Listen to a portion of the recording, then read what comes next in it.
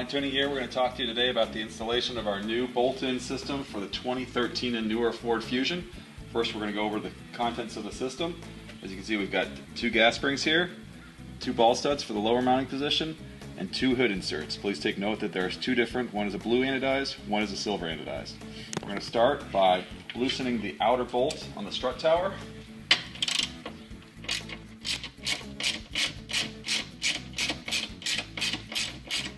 Take the 10mm socket.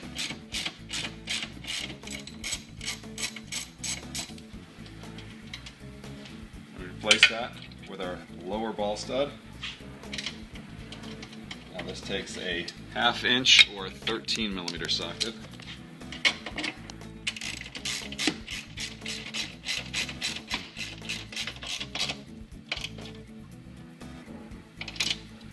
Once we have that in, we'll move to the hood insert. Now on the driver's side for the US cars, it's the silver insert. As you see, we'll put it in the hole here, make sure it fits snugly. We'll tighten it down. The insert should fit securely in the square hole, not moving left to right.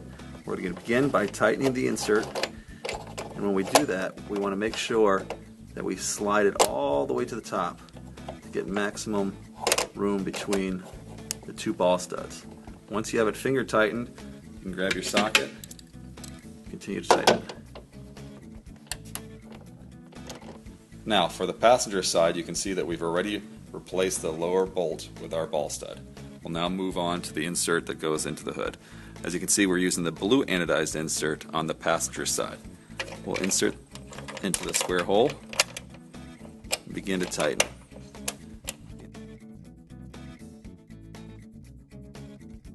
We want to tighten it down, moving it all the way forward.